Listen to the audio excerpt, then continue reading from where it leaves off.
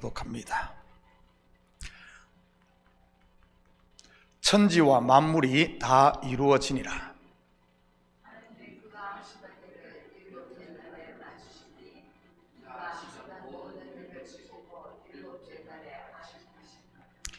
함께 읽겠습니다. 하나님이 그 일곱째 날을 복되게 하사 거룩하게 하셨으니 이는 하나님이 그 창조하시며 만드시던 모든 일을 마치시고 그 날에 안식하셨습니다. 아멘. 좋은 아침입니다. 우리는 지금까지 창조 첫째 날부터 여섯째 날까지 창조된 피조물들 속에 감추어진 복음 곧 하나님의 구속 역사에 대해 살펴보았습니다. 하나님이 이러시되 라는 의미는 하나님의 말씀 곧 언약이라고 했습니다. 다시 말해 일곱 언약이라는 그런 말이지요. 그리고 이 말은 7번 말씀하셨다는 의미와 함께 7은 완전을 상징하는 수로서 완전한 언약이라는 뜻을 담고 있기도 합니다. 언약을 하신 하나님께서 반드시 성취하신다는 말이지요. 오늘은 일곱째 날에 대해 공부해 보도록 하겠습니다. 1절입니다. 천지와 만물이 다 이루어지니라. 여기서 이루다로 번역된 히브리어 칼라는 성취하다라는 의미입니다. 이와 똑같은 용례로 사용된 헬라어가 테텔로스타이입니다. 이 단어가 쓰인 곳을 한번 볼까요? 요한복음 19장 30절입니다. 예수께서 신포도주를 받으신 후에 이르시되 다 이루었다 하시고 머리를 숙이니 영혼이 떠나가시니라. 다시 말해 천지와 만물이 하나님의 약속대로 다 이룬 것의 실체가 바로 예수 그리스도께서 십자가에서 완성하신 대속임을 말해주고 있는 것이지요. 천지 창조의 이야기는 곧 성전의 이야기입니다. 우리의 죄가 어디에서 사함받죠? 다 이루었다. 바로 십자가 위에서 곧 예수 그리스도 안에서입니다. 예수님이 성전인 것이지요.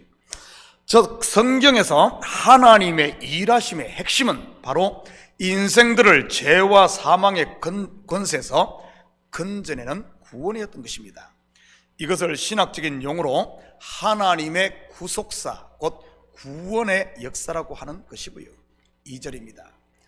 하나님이 그가 하시던 일을 일곱째 날에 마치시니 그가 하시던 모든 일을 거치고 일곱째 날에 안식하시니라.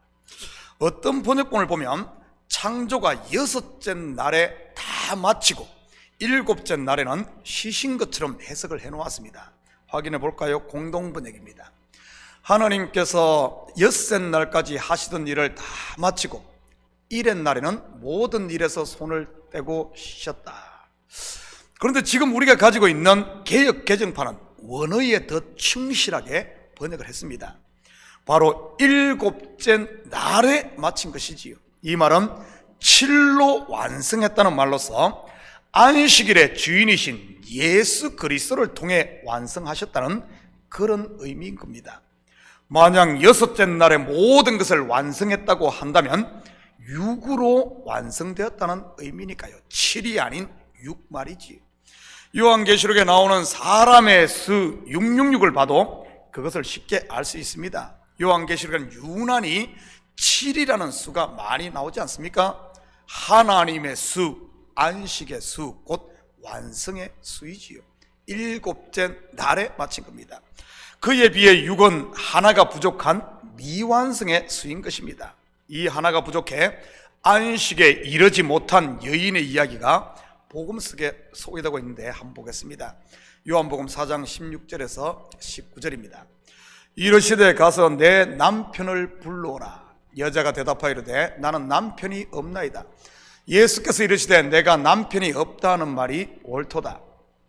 너에게 남편 5이 있었고 지금 있는 자도 내 남편이 아니니 내 말이 참되도다. 여자가 이르되 주여 내가 보니 선지자로소이다. 좀 더 봅니다. 25절 26절입니다. 여자가 이르되 메시아 곧 그리스도라는 이가 오실 줄을 내가 아노니 그가 오시면 모든 것을 우리에게 알려주시리이다. 예수께서 이르시되 내게 말하는 내가 그라 하시니라. 이 에피소드는 결혼의 실패에 여러 남편을 두었던 속에 한을 품고 사는 그런 여인의 이야기만은 아닙니다. 안에 말하고자 하는 진리가 따로 있다는 말이지요. 여기에 소개된 여인의 남편의 실체가 무엇이겠습니까? 당시 문화에서 여인에게 있어 남편은 자기의 전부라고 해도 과언이 아닐 만큼 절대적인 존재였습니다. 룻기서에 보면 남편을 만나 결혼을 하는 것을 안식할 처소를 찾는다고까지 묘사를 하고 있으니까요. 한번 볼까요? 룻기서 3장 1절 2절입니다. 룻의 시어머니 나오미가 그에게 이르되 내 딸아 내가 너를 위하여 안식할 곳을 구하여 너를 복되게 하여야 하지 않겠느냐.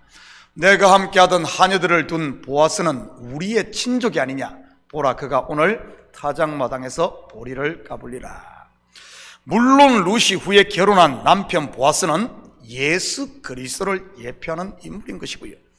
그렇다면 사마리아 수가성 여인이 살았던 5 남편은 무엇을 말하는 것이겠습니까? 모세, 오경, 토라, 바로 율법인 것입니다. 유대인들이 자기들의 생명처럼 생각했던 율법 말이지요. 그들은 율법을 다 지키면 영생을 얻고 안식할 것으로 생각을 했다는 말입니다. 그런데 율법으로 구원을 얻을 수 있을까요? 절대 얻을 수 없습니다. 그리고 지금 이 여인은 6번째 남편과 함께 살고 있는데 그 또한 그녀에게 안식을 가져다 줄 참 남편이 아니었던 것입니다. 그렇다면 참 남편 곧 참된 안식이 어떻게 이루어집니까? 7번째 남편으로 오신 메시아 곧 그리스도인 것입니다. 우리가 잘 아는 가나 혼인잔치에서 일어났던 물로 포도주를 만든 사건 속에도 같은 의미가 들어있는 것이고요. 잔치 중 포도주가 떨어지자 예수님께서 하인들을 시켜 돌 항아리 6에 물을 아귀까지 채우게 합니다. 그리고 끝이던가요? 다시 말해 육으로 완성이 되냐는 말입니다. 아닙니다. 언제 물이 포도주로 변합니까? 요한복음 2장 8절 9절입니다. 이제는 떠서 연회장에게 갖다 주라 하시매 갖다 주었더니 연회장은 물로 된 포도주를 맛보고도 어디서 났는지 알지 못하되 물 떠온 하인들은 알더라. 언제죠? 떠서 갖다 주었을 때입니다. 오늘 본문으로 말하면 7째 날에 마치는 것이지요.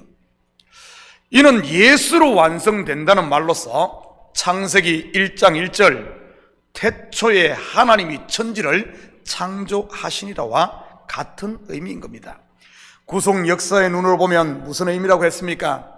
태초 곧 교회의 머리가 되시는 그리스도 안에서 하나님께서 땅적인 존재인 우리를 하늘적 존재 곧 하나님의 아들로 만들겠다라는 말이라고 했습니다. 그 선언이 오늘 본문을 통해 성취되고 있는 것이고요. 앞으로 진행되는 모든 성경의 이야기는 바로 하나님께서 약속하신 언약의 성취를 보여주는 창세기 1장 2 이야기의 반복인 것입니다. 엄격히 보면 창세기 1장의 끝은 2장 3절까지가 더 정확합니다. 그런데 굳이 1장을 6째 날까지로 끊고 2장의 7째 날을 소개한 것 속에도 하나님의 특별한 섭리가 있는 것 같습니다. 성경을 큰 그림으로 보면 구약 곧 율법이 6째 날까지요, 신약 곧 진리로 완성되는 것이 7째 날인 것이니까요. 즉 7째 날은 처음 하늘과 처음 땅이 없어지고 전혀 새로운 새하늘과 새 땅이 임해 영생이 시작되는 날인 것입니다. 그래서 7째 날에는 저녁이 되며 아침이 되니라는 말이 없는 것이고요. 오직 빛만 있는 영원 말이지요. 그런 측면에서 보면 우리는 벌써 신약과 구약 성경 66권을 마친 셈입니다. 계속해서 3절입니다. 하나님이 그 7째 날을 복되게 하사 거룩하게 하셨으니 이는 하나님이 그 창조하시며 만드시던 모든 일을 마치시고 그 날에 안식하셨습니다. 이 구절은 겉으로만 보면 자칫 오해를 낳을 수 있는 소지가 있습니다. 7째 날 곧 안식일은 복되고 거룩한 날, 그 외의 날은 그렇지 않은 날처럼 말이지요. 실제로 많은 성도들이 그렇게 생각들을 하고 있고요. 지금 우리는 주일을 지키니 주일은 복되고 거룩한 날이요, 월요일부터 토요일까지는 막 살아도 되는 날로 말이지. 맞습니까? 아닙니다. 그렇다면 일곱째 날을 복되고 거룩하게 했다고 할 때 이 날은 무엇을 말하는 것이겠습니까? 지금 우리가 생각하는 물리적인 시간으로서의 하루 24시간만을 말하는 것일까요? 분명 그것은 아닐 겁니다. 날로 번역된 히브리어가 욤인데 이 욤은 낮, 빛이라는 뜻입니다. 데살로니가 전서 5장 5절입니다. 너희는 다 빛의 아들이요 낮의 아들이라. 우리가 밤이나 어둠에 속하지 아니하나니. 지금까지 공부해서 알겠지만 성경에서 어떻게 날, 곧 욤이 됩니까? 저녁이 되며 아침이 되니 이는 첫째 날이니라.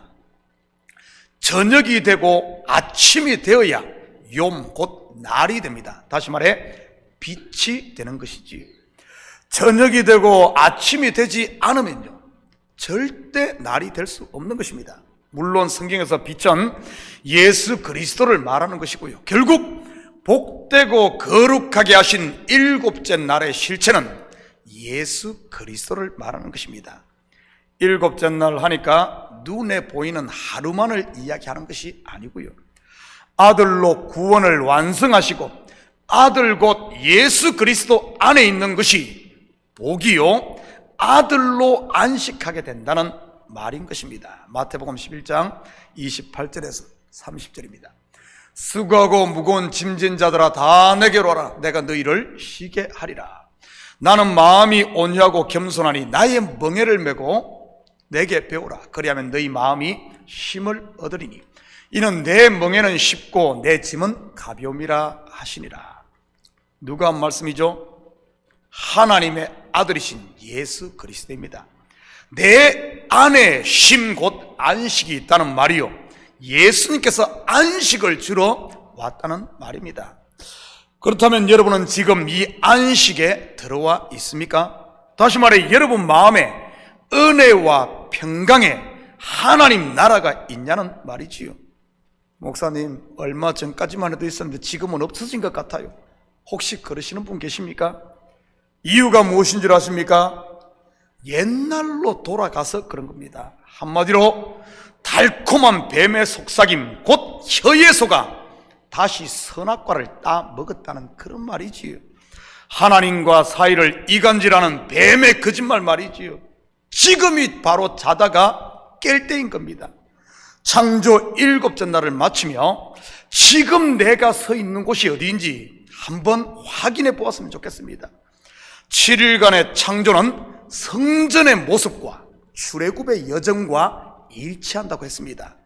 성전은 뜰과 성소 그리고 지성소로 구분되어 있습니다. 분명 예수 그리스도를 영접하고 거듭났음에도 매일 넘어지고 다시 일어나고 넘어지고 회개하고 이 일만 계속 반복하고 계신 분 없습니까? 그래서 매일 가슴을 치며 천부여 어지없어서만 부르는 분들 말이지요. 성전 뜰만 밟고 다녀서 그런 겁니다. 말씀을 양식으로 받고 기도도 열심히 하는데 마음에 은혜와 평강, 자유가 없고 항상 불안하고 뭔가에 쫓기며 언제나 2%가 부족해 그것 채우겠다고 이리 뛰고 저리 뛰며 이 사람 만나고 저 사람 만나고 다니는 분들은요, 성소에만 머물고 있어서 그런 겁니다. 혹시 그런 분이 계시다면 이제는 그 자리를 털고 일어나 영적 무장을 하고 죽으면 죽으리라, 이러면 이르리라, 과감히 십자가 앞에 나와 다른 사람 찢어 죽이려고 하지 말고 자기의 마음을 찢는 이런 자기 부인을 통해 지성소에 들어갈 수 있기를 축복합니다. 휘장이 열려 있으니까요, 구원의 문이 활짝 열려 있으니까요.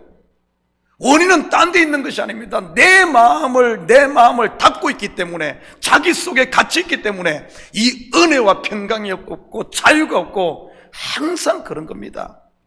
머뭇머뭇하면서 자기 변명, 자기 하소연만 늘어놓고 있지 마시고요, 주님의 임재가 있는 지성소에 들어갈 때 죄사함과 함께 참된 안식, 그 복을 누리고 은혜와 평강을 누리며 이런 것에 매이지 않고 남의 소리에 매이지 않고 참 은혜로다 시와 찬미와 신령한 노래를 부르며 감싸주고 사랑하며 용서하고 이해하며 약한 자를 일으킬 수 있는 것이지요. 출애굽 여정으로 말한다면 6월절 어린 양의 피 공로로 해방된 성도는 애굽에만 죽치고 있어서는 안 된다는 말입니다. 과감히 일어나 홍해를 건너고 그리스도와 함께 십자가에 못 박히는 이 세례를 받고 광야에서 죽은 육신의 옛사람 그거 끌안고 있지 말고, 시체 끌안고 있지 말고 그거는 과감히 모래에 묻어버리고, 그리고 요단을 건너 가나안을 정복해 바로 내 속에 있는 이 육신의 생각을 정복해 젖과 꿀 그리고 포도주를 맛보며 안식해야 하는 겁니다. 안식해야 돼요. 안식하며 즐거워해야 하는 겁니다. 혼자만 즐거워하는 것이 아니라 이웃들을 불러 모으고 함께 잔치하며 즐거워하는 그것이 바로 안식인 것이지.